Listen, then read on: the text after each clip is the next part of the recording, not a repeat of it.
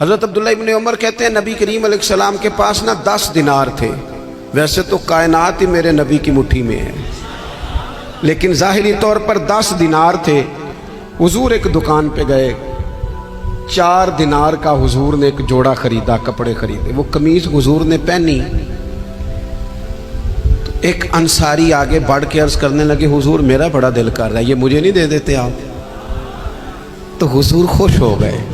یہ میرے محبوب کا دروازہ ہے کہ جب کوئی مانگتا ہے تو حضور خوش ہو جاتے ہیں. نبی کریم سے مانگا اس شخص نے تو حضور خوش ہو گئے، اور محبوب نے وہ کرتا وہ کپڑے اتار کے اس انصاری کو عطا کر دیا اور 4 دینار کے اور خرید لیے، باقی بچے 2 دینار.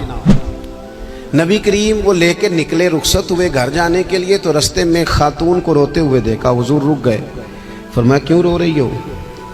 عرض کرنے لگی یا رسول اللہ صلی اللہ تعالی علیہ وسلم میں فلاں آدمی کی کنیز ہوں، نوکرانی ہوں، اس نے آٹا لینے بھیجا تھا 2 دینار کا، وہ 2 دینار گم ہو گئے. حضور نے 2 دینار اسے عطا کر دی. وہ دیے تو وہ پھر رو رہی تھی. فرمایا اب کیوں روتی ہو؟ کہنے لگی یا رسول اللہ ڈرتی ہوں دیر بڑی ہو گئی، یا مار ہی نہ پڑے.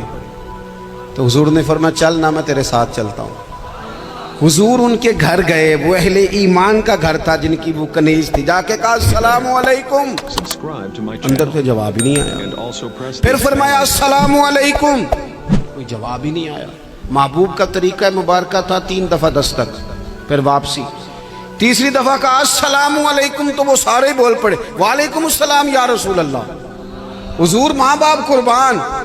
تو حضور فرمانے لگے میں نے پہلے بھی 2 دفعہ سلام لیا، بولا کوئی نہیں. کہا یا رسول اللہ اپنے نصیب تھے نا کہ ہم پہ سلامتیاں بھیج کون رہا ہے، ہم نے سوچا ذرا 3 دفعہ مل جائے سلامتی، ذرا مل جائے نا. حضور سلامتی بھیج رہے ہیں تو آتی رہے نا.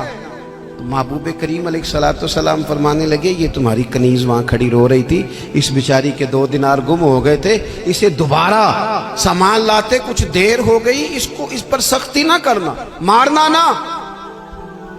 غلام کہنے لگے حضور اس خاتون کے قربان جائیں جو ہمارے کریم رسول کو ہم جیسے غریبوں کے گھر تک لے آئی ہے، مارنا کیا، ہم اسے آزاد کرتے ہیں. یہ آزاد ہے اللہ کی رضا کے لیے. یہ دیکھو یہ میرے نبی پاک کا انداز ہے. حضور نکلے تو جناب عبداللہ ابن عمر فرماتے ہیں رسول کریم فرمانے لگے